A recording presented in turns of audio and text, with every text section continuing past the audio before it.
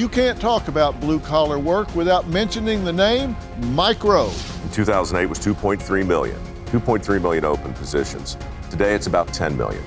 So clearly I'm making things worse.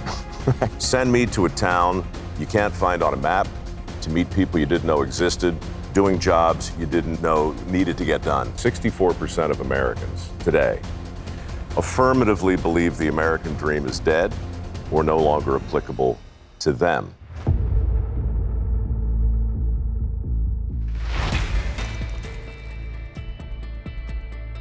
I curse this thing every day because it's my leash now. I use it, but it's a weapon. People check that an average of 352 times a day. And that's kids and adults, so it's averaged together. We probably check it less, they check it more. I do think change is happening faster than we're able to accommodate it, and the projections are that in the next 10 to 15 years, there will be more change than has happened in the last 400 years. So it's accelerating. It's happening even faster. And that's why I'm so excited about you joining Merit Street Media, because you focus on jobs, real people doing real things, building real stuff, fixing real things that are really broken. To me, crafts, trades, being able to actually do things in life with your hands and all is becoming a lost art. How many jobs are open right now in so many different trades? Thousands and thousands of jobs with nobody prepared or willing to take those jobs. Millions. It's even worse than the numbers, because the numbers are just a reflection of something. The numbers are a symptom of something. So according to the BLS, it's nearly 10 million open positions. Tell us what BLS is. The Bureau of Labor Statistics. Okay, well, everybody you know. want facts and figures, right? They've got them. And back in 2008, there were 2.3 million open jobs in this country, most of which didn't require a four-year degree. And I know that because in 2008, my show, Dirty Jobs, was at the top of the cable rankings. Hey, it was brilliant, and it was at the top of the cable rating. Well, I ripped you off a little bit thematically. You were talking to real people with real problems in a really candid, unscripted way. Dirty Jobs did the same thing. The pitch for that show was, send me to a town you can't find on a map, to meet people you didn't know existed, doing jobs you didn't know needed to get done, and spend a day with them and do the work with them. That formula led to a foundation called Mike Rowe Works. We launched on Labor Day of 2008 because one of the many things I learned in the course of shooting that show was the degree to which people had become disconnected from the fundamental things in our country, where our food comes from, where our energy comes from, the very definition of a good job, and whatever notion of prosperity you might harbor. The Wall Street Journal had an article a few months ago that said 64% of Americans today affirmatively believe the American dream is dead or no longer applicable to them. On Dirty Jobs, the people we profiled were not in that 64%. They were well-balanced. They were surprisingly joyful. They found real meaning in their work. And so ever since, I've been of an opinion that we can learn a great deal from that group of people. So what my foundation tries to do is celebrate the character in that cohort and at the same time make a more persuasive case for the millions of jobs that exist that don't require a four-year degree. So the skills gap in 2008 was 2.3 million, 2.3 million open positions. Today it's about 10 million. So clearly I'm making things worse, right? Yeah. But we have to shine a light on the opportunities that exist. And then we have to make a persuasive case for those opportunities. And then we have to challenge, in my view, parents and guidance counselors to stop with the narrative that the best path for the most people is the most expensive path. There's nothing wrong with a four-year degree. I've got one. It served me well. But in 1984, when the dust settled, 2 years of community college, 2 years at the university, $12,400. Today, same schools, same course load, $95,000. Mm-hmm. So never in the history of Western civilization has anything become more expensive more quickly than this four-year degree. And yet, the pressure we've put on kids to get one, cost be damned, is scandalous. And the result of that push, combined, I think, with our harebrained decision to pull shop class out of high school, has resulted in a widening skills gap, $1.7 trillion of student loans that are currently on the books, an entire generation of kids who's so confused by this thing, it's almost overwhelming. And it's so interesting, your foundation, because you're giving scholarships, but you're really giving people a life. I've written a book called We've Got Issues. I set forth 10 principles that I think are essential to a healthy society. And one of those is that you have to define and develop for yourself consequential knowledge. Something that you know, something that you do where you can't be replaced by noon the next day. And that's what you're giving these people. Well, thank you.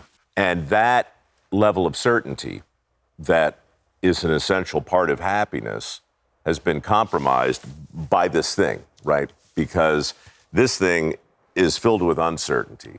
This thing just reminds people again and again of how uncertain and how ephemeral everything is. Throw onto that any number of headlines about, are the robots coming? Is the tech going to make me obsolete? Is AI going to make me irrelevant? Those are fair questions, but the plumber is not in any specific danger of any of these existential threats. And the question isn't just, how much can you make today as a plumber? The answer, 6 figures easy. Or how many plumbers could be hired right now? The answer is hundreds of thousands, easily. The real question today is, how long do you want to wait for a plumber when you need one? Yeah. And we have to ask ourselves that, because right now you're talking 3-4 days, and that's no way to run a great country. No, it's not. And the thing that's important about that from a psychological point of view is when you develop that as a plumber or as a HVAC guy or someone that does something that has a degree of urgency about it, where you have a skill that, hey, I need it and I need it now, then you have a sense of self-worth, and you've observed yourself go out and do something that matters to society. You've observed yourself overcome an obstacle, solve a problem, fix an issue. And when we observe ourselves do this, then we attribute to ourselves the skill, talent, and ability to do that. And when we do, we stand taller, we walk better, and we know, hey, I have something that the world is willing to trade either money, goods, services, respect, whatever, and that's different than what we're preparing these kids for now.